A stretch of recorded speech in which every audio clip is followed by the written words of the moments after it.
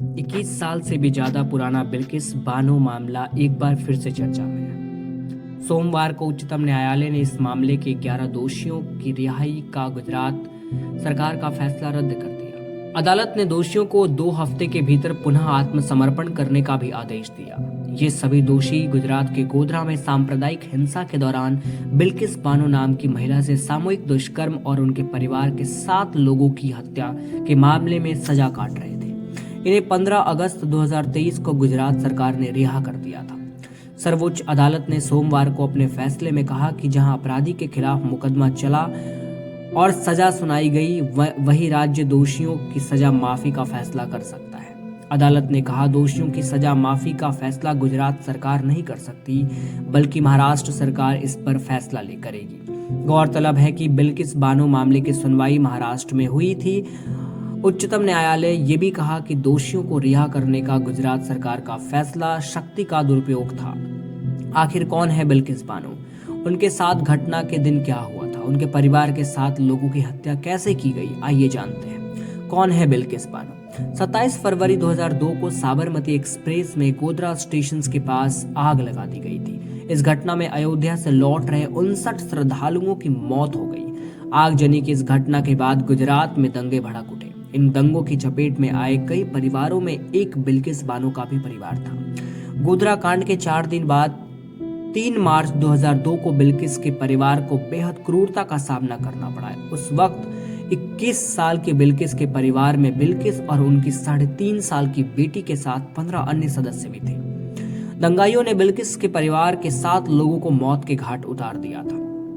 बिल्किस के साथ क्या हुआ था? 27 फरवरी की घटना के बाद प्रदेश में सांप्रदायिक दंगे फैल गए।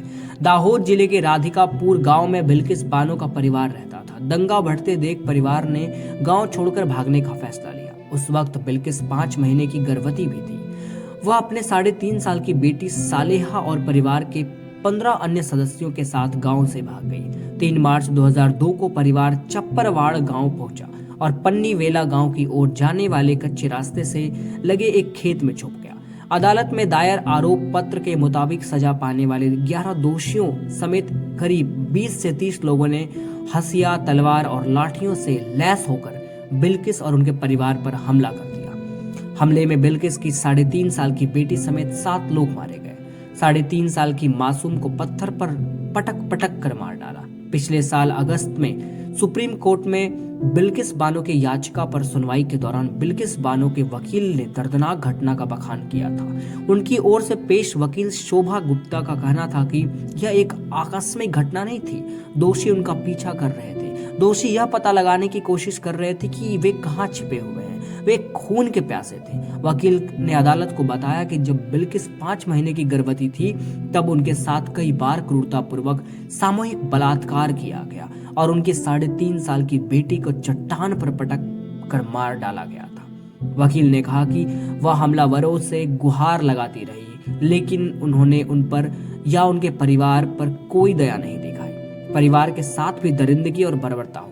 वकील ने आगे बताया, बिल्किस की मां और चचेरी बहन के साथ सामूहिक बलात्कार किया गया और उनकी हत्या कर दी गई। 4 नाबालिग भाई बहन, उनकी चचेरी बहन का 2 दिन का बच्चा, चाची, अन्य चचेरे भाई बहनों की हत्या कर दी गई। वकील शोभा ने कहा कि जो शव बरामद किए जा सके, उनके सिर और छाती कुचले हुए पाए गए। उन्होंने कहा कि हालांकि 14 मौतें हुई, केवल 7 के शव ही बरामद किए जा सके, क्योंकि जिस स्थान पर घटना घटी वह सुरक्षित नहीं था। घटना के बाद बेहोश हो गई थी बिल्किस। उधार मांगे थे कपड़े। इस मामले में केवल बिल्किस, उनके परिवार के पुरुष सदस्य और उनके एक 3 साल का बच्चा बच सका था। घटना के बाद बिल्किस कम से कम 3 घंटे तक बेहोश रही। होश में आने के बाद उन्होंने एक आदिवासी महिला से कपड़े उधार लिए। फिर उनकी मुलाकात एक होम गार्ड से हुई, जो उसे लीमखेड़ा पुलिस स्टेशन ले गया, जहां उसने हेड कांस्टेबल सोमा भाई गोरी के पास शिकायत दर्ज कराई। सीबीआई के अनुसार गोरी ने शिकायत के अहम तथ्यों को छिपाया और उसे तोड़ मरोड़ कर लिखा। गोधरा राहत शिविर में पहुंचने के बाद ही बिल्किस को जांच के लिए एक शासकीय अस्पताल ले जाया गया। कुछ दिनों बाद उनका मामला राष्ट्रीय मानवाधिकार आयोग और सुप्रीम कोर्ट तक गया। यहां से मामले की सीबीआई जांच के आदेश दिए गए। इसके बाद जनवरी 2008 में एक विशेष अदालत ने 11 आरोपियों को दुष्कर्म, हत्या और कानूनी रूप से इकट्ठा होने समेत अन्य धाराओं में दोषी ठहराया गया। इस मामले में सजा काट रहे 11 दोषियों को 15 अगस्त 2023 को रिहा कर दिया गया था, जिसे सुप्रीम कोर्ट में चुनौती मिली।